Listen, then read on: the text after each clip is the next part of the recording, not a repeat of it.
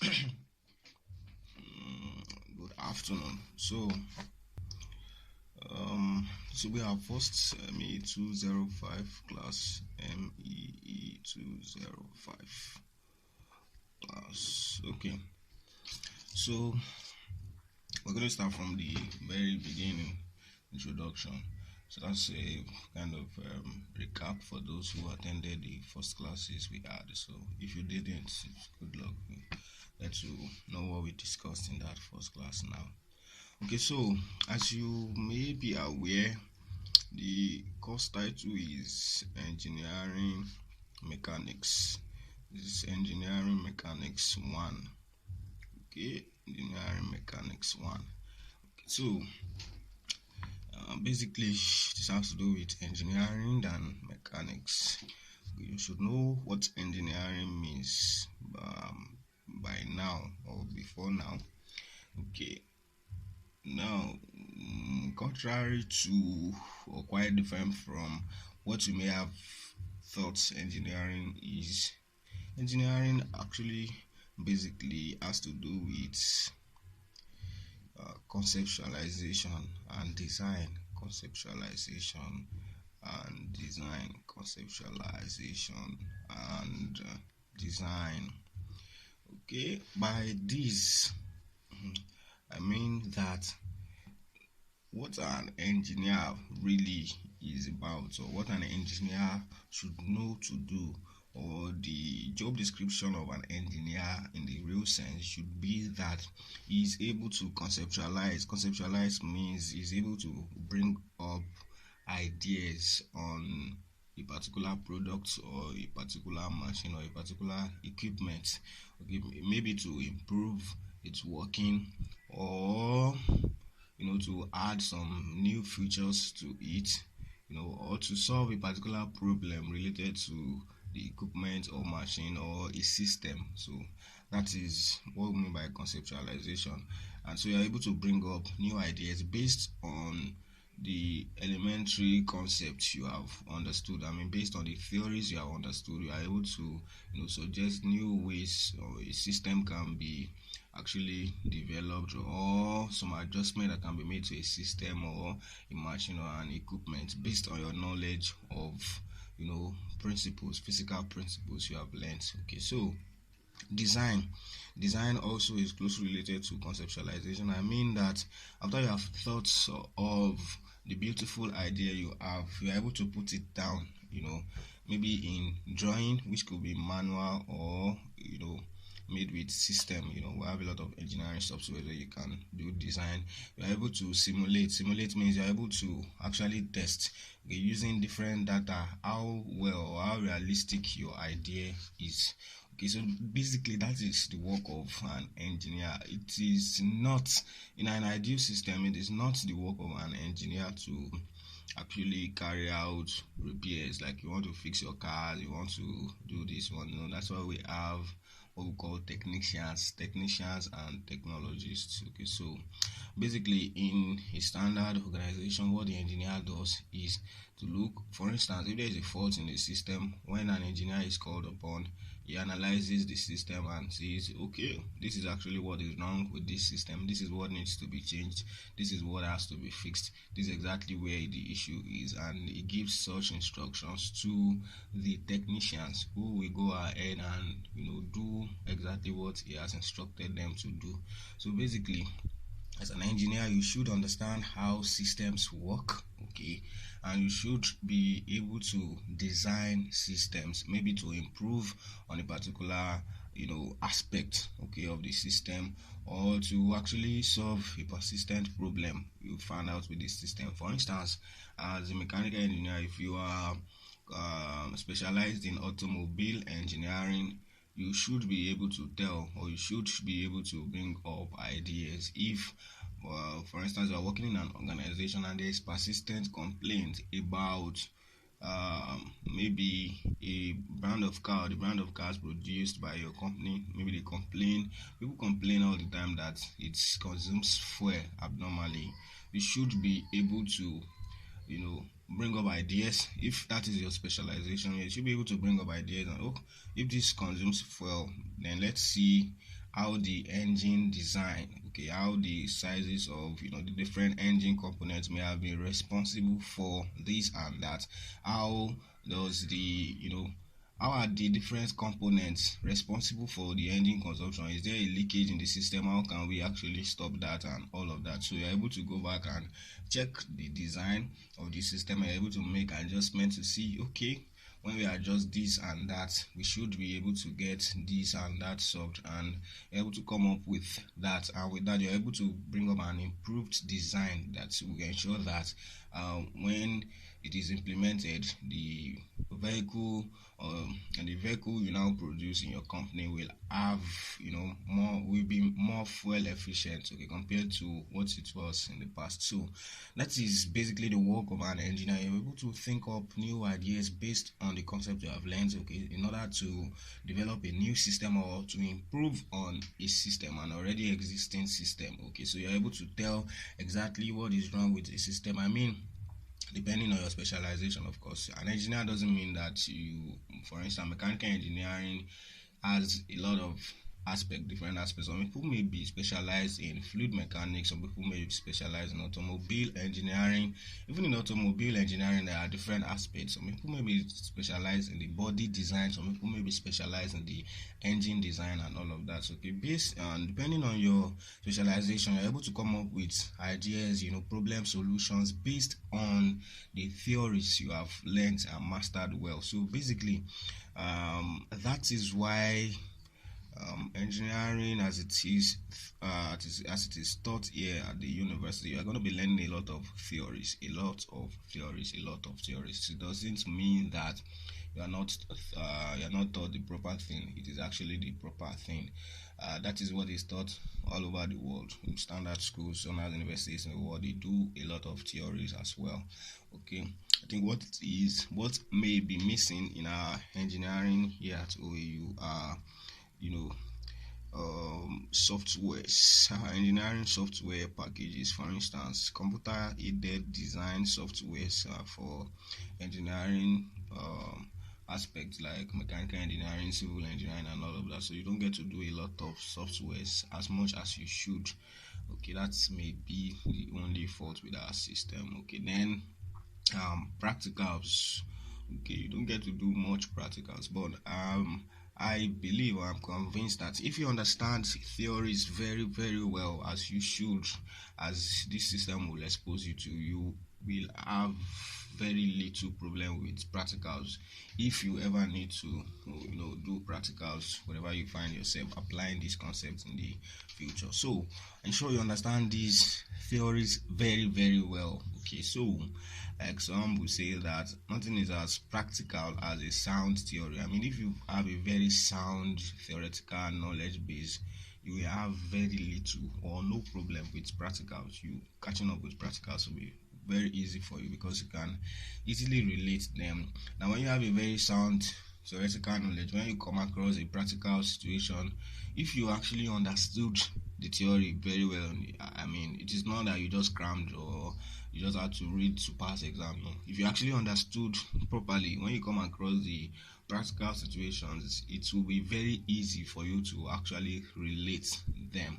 So it's quite easy. So ensure that you understand these theories, and a lot of theories you're going to be learning, and calculations, how to do calculations and all of that. Okay, so in this course now you're going to be doing a lot of calculations. It doesn't mean that if you are practicing as a mechanical engineer, as a civil engineer, or whatever the course is, that you will have to be doing some manual calculations or something like that. You may never get to do that, but if you were working in a standard engineering company and you are actually working in an engineering role, you'll be doing something related to this.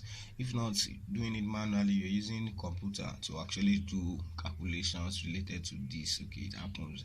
For instance, you're a civil engineer, you want to design a building, you're going to do calculations, in these aspects, or calculations related to the stability of buildings, stability of structures and all of that. So It may not be manual calculations, you may have systems that can help you do it. But then again, as an engineer, if you have a software, an engineering software that does engineering simulations and all of that, you should not just be able to use it, you should also have enough theoretical knowledge such that you are able to improve on those softwares, because all softwares have their limitations. For instance, if you have a software that can perform a kind of calculation and it gives some result and you're able to compare with and calculation, you feel, oh, this is not exactly okay. If it's an what do they call it now, it's an open source software where you can actually make developments, you can actually write programs to improve on its results, stuff like that. And you can only do that successfully if you have a very strong theoretical understanding of what exactly is going on in the calculation involved in that analysis. Okay, so that is the point here. So we're going to be doing a lot of calculations and it's needed. Okay, so um mechanics is a branch of physics. Okay, mechanics is a branch of physics. Okay, let's say it's a subset of physics. You have learned physics in 100 level. Okay, the difference between this and physics you learned at 100 level is that at 100 level it was quite simplified, and they had no option because you had to do practically all the aspect of physics in the 2 semesters. So it had to just be jam packed. So most of those concepts of mechanics in physics were not elaborately taught, okay, elaborately tested. So you just had to read up the textbook, cram a few formulas or understand a few formulas and how to apply them, and you could scale through. So in this case, now this is an aspect of physics, mechanics. Okay, so and you'll be doing it for 2 semesters. It means that you have to understand it deeply, because now they are coming for your knowledge of this aspect of physics only. It means that you can do it very elaborately over the first and second semester. Okay, and so it is for other courses you are going to be doing. For instance, you're going to be doing engineering thermodynamics CHE 201.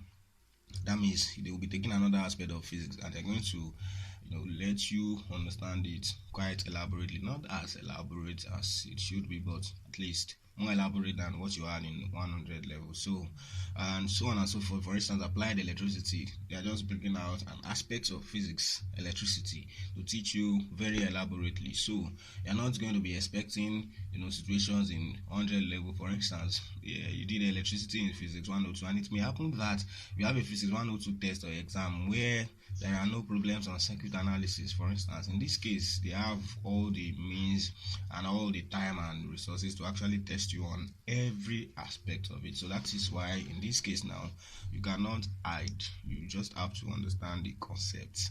I mean, the proper way you should understand it. So that is the point. So when we talk about mechanics, so mechanics talks about the condition of rest or motion of bodies under the action of forces. That is, what happens when we apply forces on objects or bodies. Okay, under what condition will bodies be at rest despite having forces act on it? Or under what conditions will bodies be in motion? And what kind of motion? What are their motion parameters? What velocities? What accelerations? What displacement? What distance will bodies cover? Will bodies have under the action of some set of forces? Okay. Under what condition will a system, will a particle, will a structure be at equilibrium, that's be at rest, despite having forces act on it? So that is what mechanics is all about. Okay, so like I said before, in this course you should have known by now, in this course and most of the courses you do here. Okay, now we have past questions and solutions booklet that marks is outline of past questions and solutions. I've said this in the classes before, that there's a way to use these books. Okay, don't use these books as though that is the book from which you will have your test and exam questions.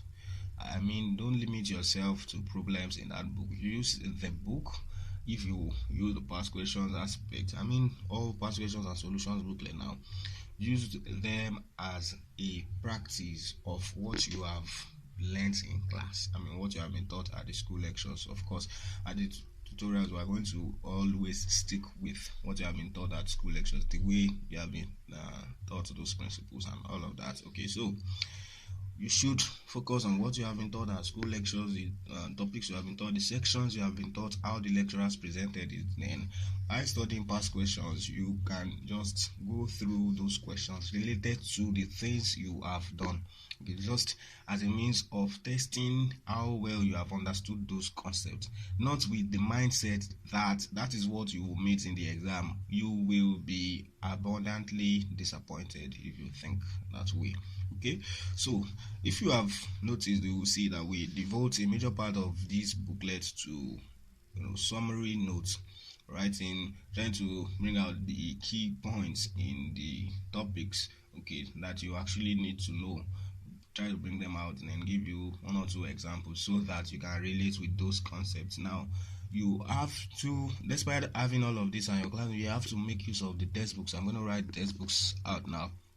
You have to get copies of those textbooks. Okay, as much as I get the notes of what you do in the lectures, I will let you know the textbook each lecturer is using, the textbook each lecturer is using. As I come across the note, I can help you figure that out so that you know the textbook. So the point is that when you understand the topic, you go to the textbook and practice as much questions as you can. You go to the past questions, practice related questions as much as you can. Then when you have test and exam, and now when you attend the tutorials, I'm going to explain everything. In every class, I'm going to explain everything you need to understand at every point, for every topic. So you will have the notes in this book, the past questions and solutions booklet, for revision. If you want to study personally, you can quickly go through the key points. You can relate with what has been explained to you either in the lectures or in class, because by the time you have test and exam and you have to read for text and exam, you cannot start picking up textbooks to study at that time. It will be the key notes that you need. Just read, refresh your memory, then practice more questions. Read, refresh your memory, practice more questions. That is the way it works. That's the way to make the best use of those books. Okay, so having said that, let me quickly talk about some things you should know about this course. We'll be making use of some books. One of them is Vector Mechanics for engineers, by Bear and Johnson. So most of the lecturers will make use of this, or let me say some of the lecturers will make use of this, but this is like the official book recommended for the course. Some lecturers may not use this, or they may use this in conjunction with some other books. Okay, like I said, as I come across for each class before I teach, I usually ensure that I have the lecture notes given. That's if the topic has already been taught in the school lectures, I have the lecture notes given. So with that, I should be able to figure out what textbook the lecturer has used.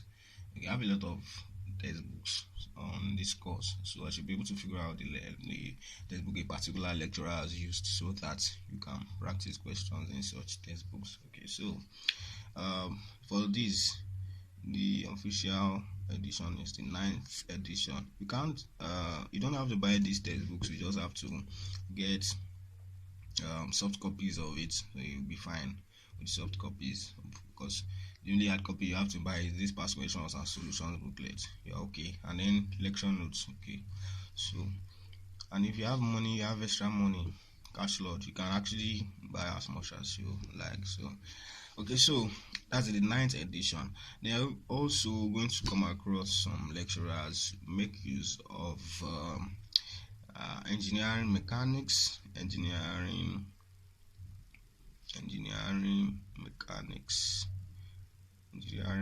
That's the title, by Miriam and Craig. Okay, Miriam and Craig.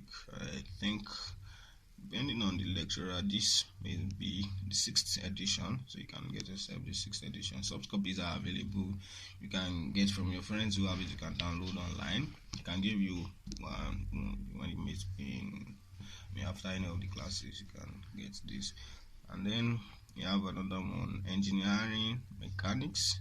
Engineering mechanics by R.C. Ibla. Okay. For these, you can use the 12th edition or the 13th edition. Okay, so any one of them you find, you can use them. You just practice questions on them. Okay. So basically, these are the 3 major ones that the lecturers will use depending on the lecturer. Okay, so you can have all of them and practice questions on them. So exam questions, test questions usually come from this textbook, and then this and this depending on the lecturer. So when you figure out the lecturer, we figure out the textbook he uses, we practice a lot of questions. So because the point with this course is questions can be brought out from anywhere, and each of these textbooks, for instance, on a particular topic will have typically up to between 200 and 300 questions. So it's not that you have to practice everything. Basically, what the practice is all about is to be sure you have perfectly understood the concept under each topic. If you read this now for a particular chapter and you understood the concept as explained well, you should be able to solve problems in any of these two. The same thing applies to reading this well and understanding it well. You should be able to solve problems in any of these two also. So that's the way it works.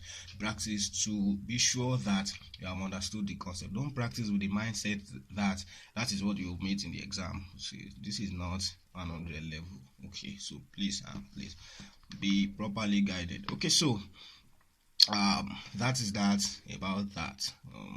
About that for now. All right, so that is the way the course will go. You usually have tests. I think the test carries between 20 and 30 marks. Then you can have assignments, you can have attendances taken in the lectures. Ensure you don't miss the lecture for MEE 205. It's usually 2 or 3 times in a week, so please ensure you don't miss anyone. They may take attendance at some point. They may give you classwork. They may give you assignments, usually carrying about 10 marks. Okay, the test is 20 marks, no doubt, and then the exam is 70 marks. So just prepare. So you know how precious 5 marks or 1 mark can be, so you don't want to joke with any of them. So that is that about the so basically the attendance is that they usually take in class. They may or may not use it, so you don't know if they will use it or not. We cannot tell, but most times what the attendances are used for is to upgrade scores. I mean, if the general performance is low, which usually happens all the time, I mean every year. Okay, the cases I have been on this campus, the only time the general performance was not poor in MEE 205 was in I remember that 2015-2016 session. That is those that they said that just ended now, that just graduated. Those that just completed their projects and graduated now, because only one lecturer taught them, and so made it quite simple for them. So I think the general performance was okay then, but since then the general performance is usually low, so there's usually the need for upgrade, because if they release the rough scores, it's going to be very bloody. So there's usually need for upgrade of scores. So times when they want to upgrade scores, they look at how consistent you have been in your attendance of those lectures. So they just look at, okay, you went to so class, maybe they decide to add extra for 5 marks for those that attended the classes. So they give you a particular assignment and it's okay, this one did the assignment, but they did the assignment irrespective of what they wrote or whatever, they may just award 5 marks to them, because of course assignments are going to be given most times will be from the textbooks, and the textbooks, all the textbooks have solution manuals. So this means that basically if you have assignment, dub solution manual, whether you dub solution manual or did it yourself, it will not count, because you get the mark anyway. So they just look at how many people actually submitted and maybe give them 5 marks or 10 marks or whatever. So ensure you don't joke with any of those, particularly in this course, please. 1 mark is golden. Okay, so that is that about the things you should know about the courses. So as time goes on, as you get to meet the lecturers, or tell you more about what you need to know. Okay. All right, now so let's go deep into the course content now. So I said that mechanics talks about forces and the condition of rest or motion of bodies under the action of forces. That is, forces and the effects they have on bodies. I mean, whether of course, there are two effects forces can have on the body. It's either it sets the body into motion or it stops the body from moving. That it puts the body at equilibrium, as at rest, or it sets the body into motion. So there are those two effects. So we say that mechanics is about we say it is a study that predicts the condition of rest or motion of bodies under the action of forces. Okay, so I usually have love to put it as forces. It's about forces and their effects on bodies. Mechanics is about forces and their effects on bodies. Okay, and the effects of forces on bodies can actually come in two ways. It can put the body at rest. It can put the body in motion. So there are two cases of mechanics. It's either the forces act on the body to put the body at rest, or they put the body in motion. So in the case of putting the bodies at rest, when this happens, we say the study of this is called statics. And when you have this study is called dynamics. Okay, so in MEE 205 we are dealing with statics, that is bodies at rest, and in MEE 206 we'll be dealing with dynamics. Okay, you all also offer MEE 206 except those in chemical engineering. Those in chemical engineering will not offer MEE 206, but everyone offering MEE 205 will offer MEE 206 except those in chemical engineering. So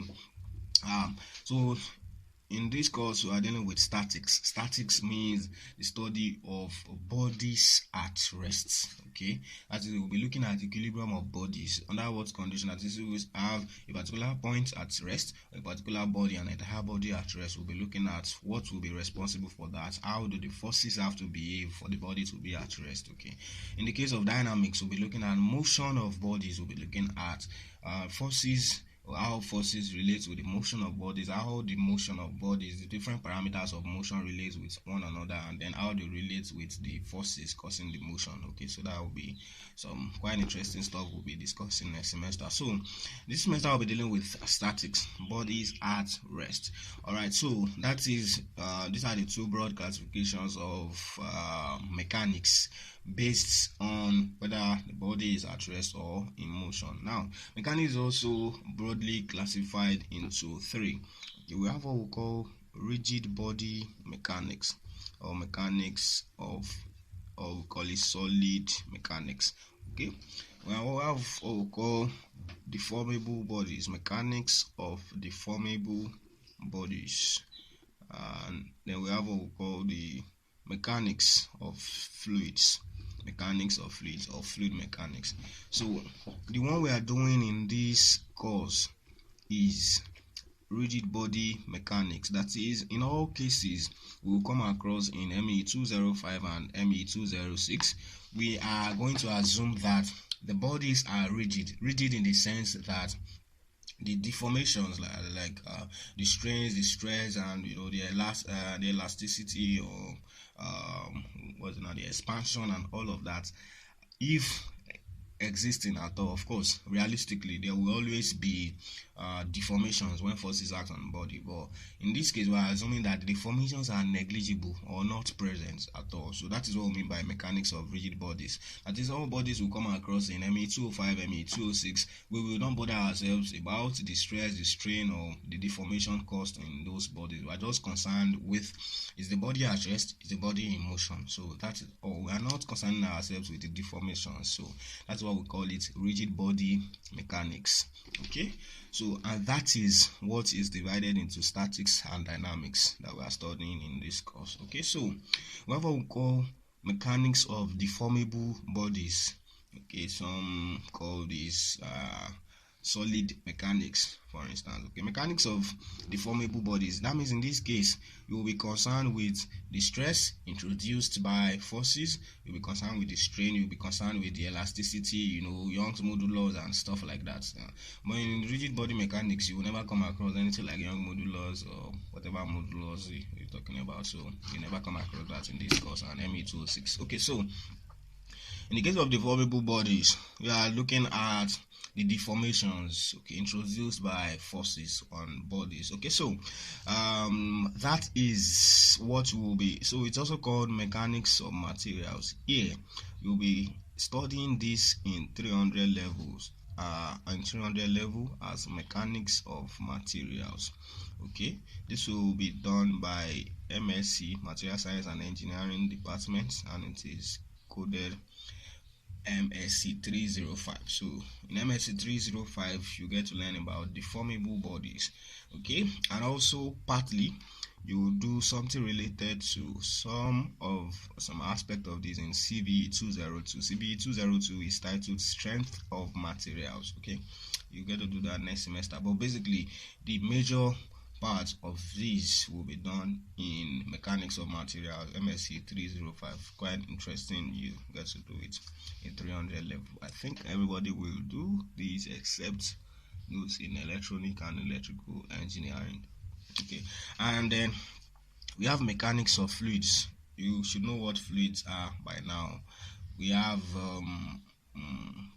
liquids and gases. That means we will be looking at the effect of forces on liquids and gases. Okay, whether fluids at rest, call it statics of fluids, or fluids in motion, dynamics of fluids. So you get to do stuff like that. So this will be taught in a course titled fluid mechanics.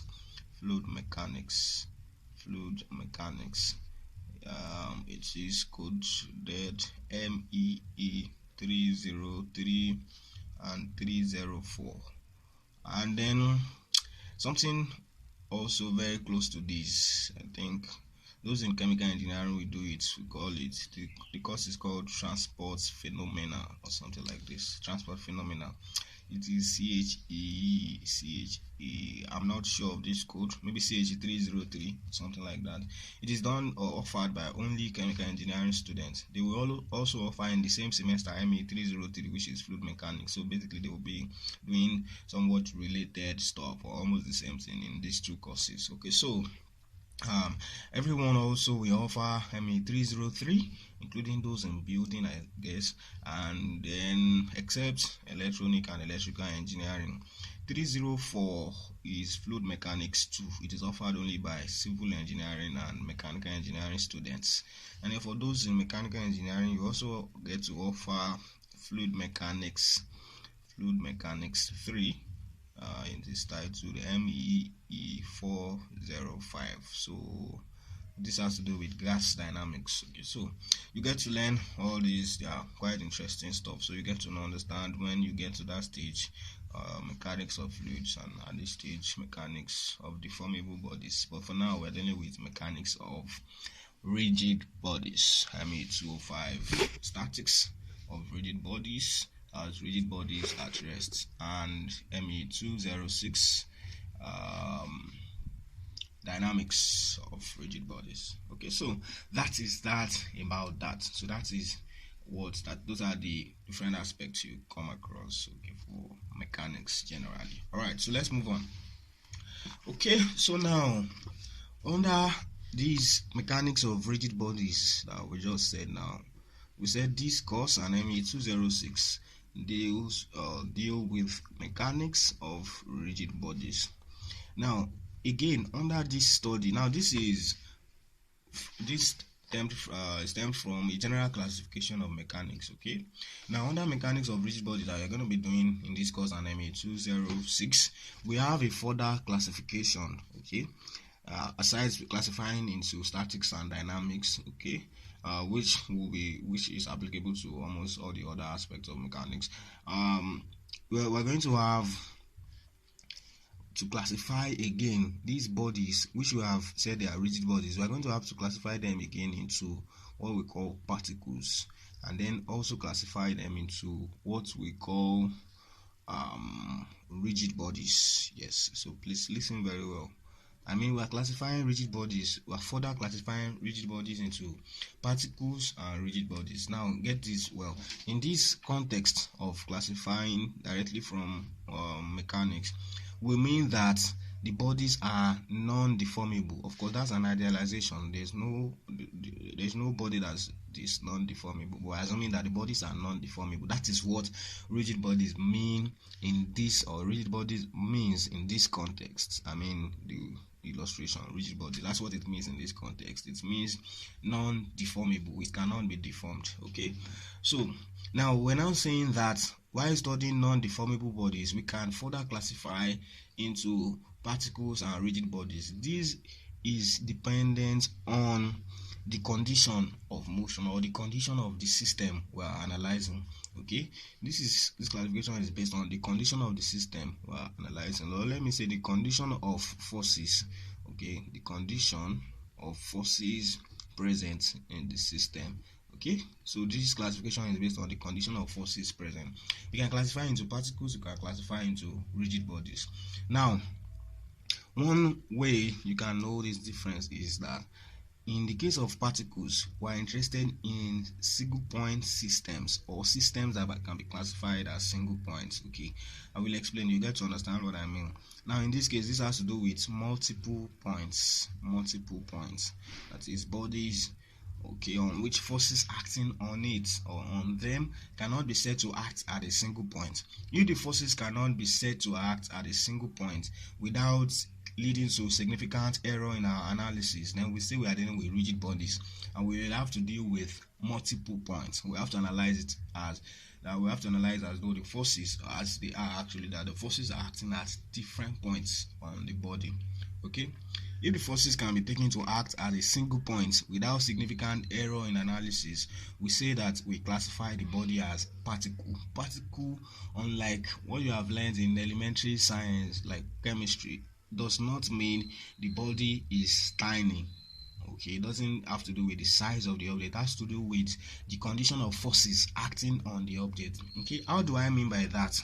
Now consider the difference. It depends on the situation at hand that we want to analyze. Okay, so consider a situation where I have an airplane, for instance. I love to use airplane as for illustration. We know airplane is very big. Let's imagine this is the airplane. Okay, never mind my diagram. Okay, in this course, in the engineering, generally in science, diagrams are meant for illustration. Okay, it is not fine art. This is not fine art. So the diagram is meant for illustration. Insofar it shows the points of interest. That's what we're interested in.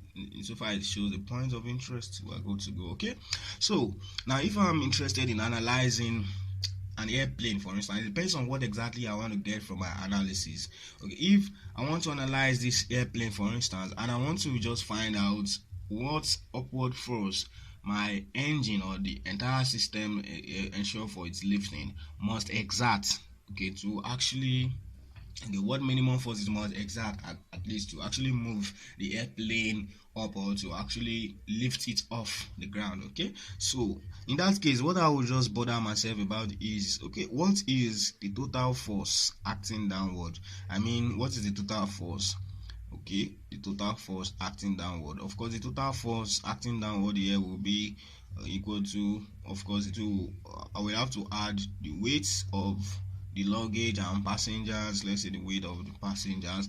I will have to add the weight of the engine plus the weight of other components, okay, in the system. I have to add all the weights because all of them will be acting downward. So if that is the case, then my engine force must be able to supply enough force to actually counter all this weight. That is, it must be able to apply or supply enough force such that we counterbalance the weight acting downward, so that at least my airplane can begin to take off.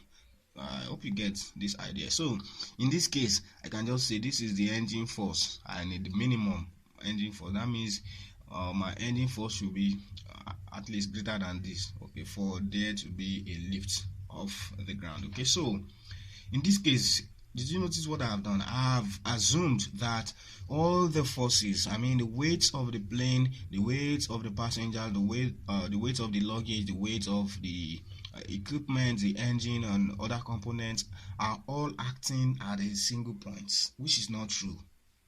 Okay, normally you should have maybe passengers here, you have engine here. I'm not saying that's exactly what it is, I don't know. So you may have another weight here. Of course, all these weights are actually spread over the length of the airplane, but I'm assuming that they all act at a single point, and that assumption does not, what should I say now? It doesn't make my analysis faulty. What I get, the result I get from it is still very much applicable under this application, and it makes sense. Okay, because I'm just interested in what is the total force acting downward, for me to know the minimum force that should act upward, the minimum upward force that should be supplied by the engine, and that is fine. In this case, I have taken, because I have assumed that all the forces on the airplane are acting at a single point, then I have taken the airplane to be a particle. That is, I've taken the airplane to be a particle. So that means whenever particles are mentioned, or whenever particle is mentioned, or particle, if you like to call it the way the lecturer calls it, my lecturer Dr. Malumo that is currently teaching, he calls it particle. Okay, so when you hear particle, we're talking about particle. Okay, okay.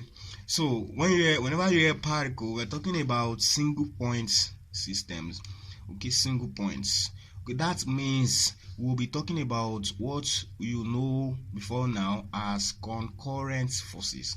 Concurrent forces are forces acting at single point. So whenever an analysis involves concurrent forces, I mean forces acting at a single point only, you know that we are dealing with either statics or dynamics of particles. So that is the idea.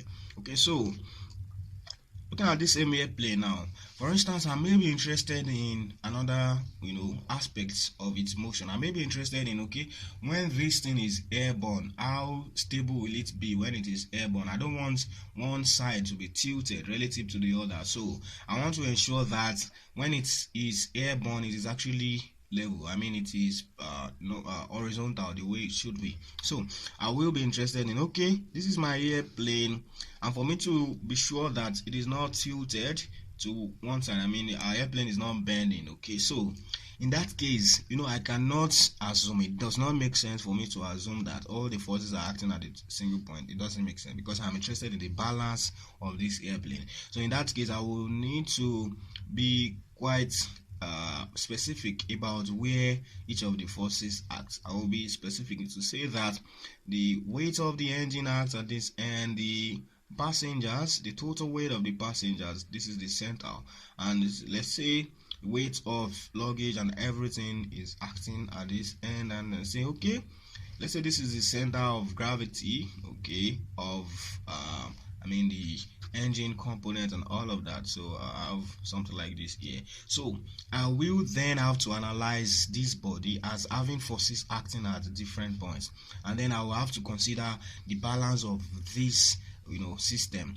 Okay, in this case, the forces are not acting at a single point, they are acting at different points. So it means that aside the fact that the forces have to balance, forces downward should be equal to forces upward.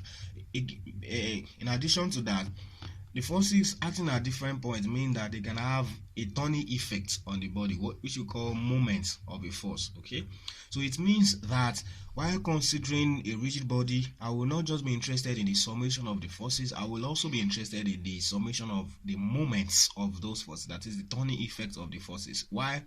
Am I interested in that? Because the forces are acting at different points. It is quite straightforward. If you have something like this force, you have only one force acting at a single point moving this way. There's no how this single force can cause this body to rotate. Before it can rotate, I have to do something like this. What have I done now? I've applied a force in this direction, I've applied another force in this direction, I've applied two different forces acting at different points. That is when a turning effect can be, imparted to this body. Okay, and that turning effect is what we call moment of forces. So it means whenever we are dealing with bodies such that the forces cannot be assumed to act at a point, or they are actually not acting at a point, then we are dealing with rigid bodies. Under our calculation, we are dealing with either statics of rigid bodies or dynamics of rigid bodies according to this classification. That is, the forces are acting at multiple points, and so because of that, it will always come up, or it will always bring up the discussion of moments of forces. So I've indirectly said that whenever you come across statics or dynamics of particles, we will not have to bother about moments of forces, because it makes no sense. If all forces acting on a body are acting at a single point, there's no way they will impart a turning effect on the body. As a matter of fact, the moment of the forces act, that point will be zero, okay, because they're acting at the same point. Okay, so their moment arm will be zero. Okay, you should still have some residual knowledge of what we mean by moment arm, okay, from 100 level.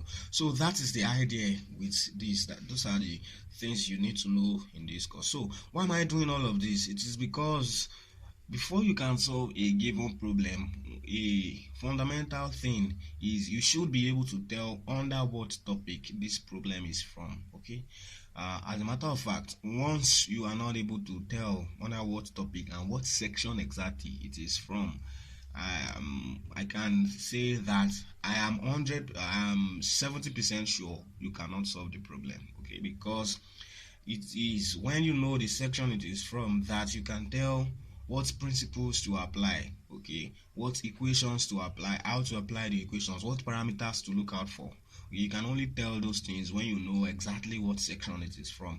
And how can you tell that? When you know the definition of all this. As a matter of fact, you may be asked to define stuff like this in the exam. It has happened before. But even if you will not be asked to, you should understand them, so that I mean that whether you're asked to define this or not, you actually need to understand this to be able to solve the problems you are going to be given. So that is the point. Okay, so it's quite straightforward and easy to understand that way. Okay, so that is it. So you should know what we mean by particles. When you hear them, particles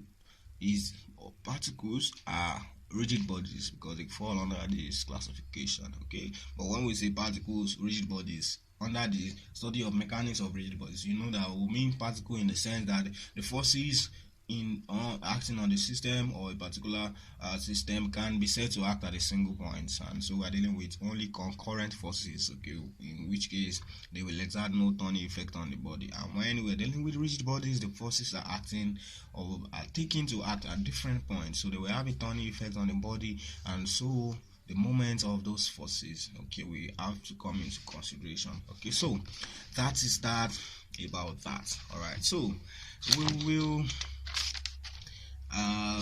talk about the fundamental concepts and principles, okay, that we will apply in this course. Okay, there are six fundamental concepts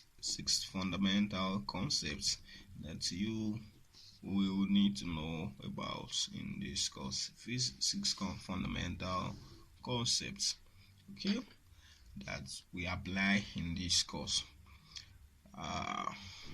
Number one of them is the parallelogram law of addition. Parallelogram law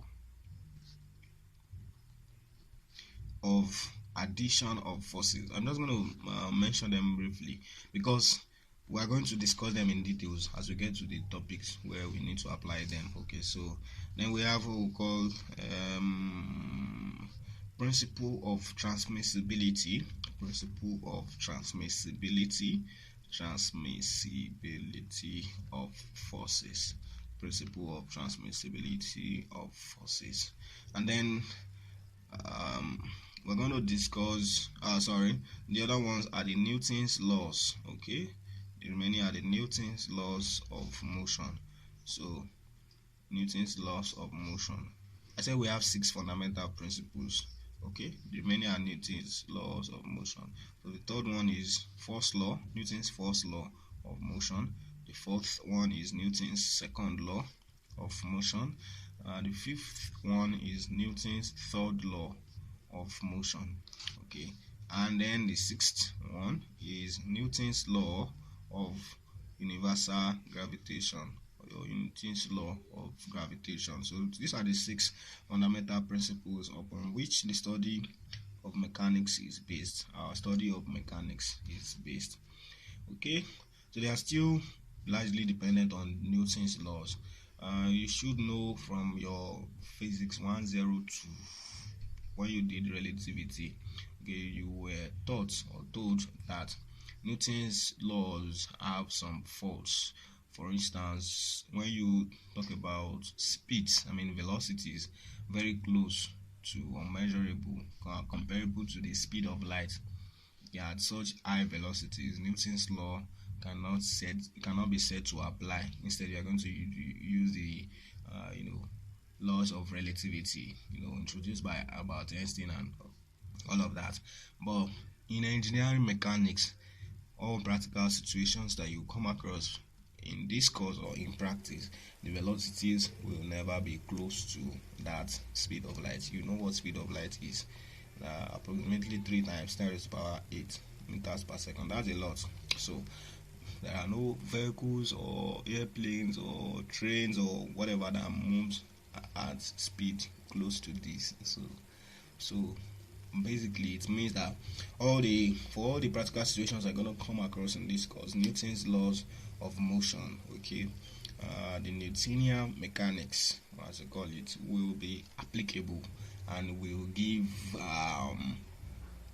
little or no error. Negligible or no error. So that is why we are sticking with Newton's laws of motion. We will now get to talk about relativity, other stuff like that, because the velocity or the motion parameters are within the range of applicability of Newton's laws of motion. Okay, so I believe you should still remember these things. You still state them the same way. Okay, but you should understand them well. Okay, for MEE 205, we're going to apply majorly first law. Okay, you get to see second law. Okay, first law and then third law. You get to see second law in MEE 206 applied. Okay, so in the next class, I'm going to take these principles one after the other and explain them the proper way you should know them now. Okay, and I'm going to pinpoint some things you should know there, because there are situations where you write tests or exam, they ask you to state Newton's first law, and you state it.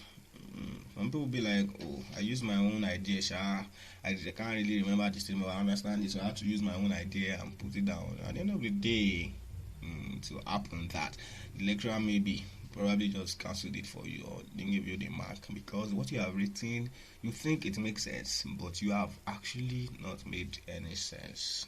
Okay, because there are some keywords expected to be there, which without those keywords your statement makes no sense. So that is why you need to understand them pinpointedly. You should be able to tell exactly when you are right and exactly when you are wrong. Okay, so we will take it up from here in the next class and explain this concept one after the other. Okay, and then we talk about problem solution approach, the general procedure you should follow when you want to solve a problem in mechanics. Then that will be everything about introduction to statics. Then we can begin to talk about statics of particles. We will get to analyze forces in 2 dimensions, 3 dimensions, and all of that. So it's a quite interesting course. You would enjoy it. Okay, bet you will enjoy it. It's quite interesting. So that's that about that. Thank you for your interest in Max Engineering tutorials. I hope you are staying safe. Okay, you better do. You have no option anyway. Thank you.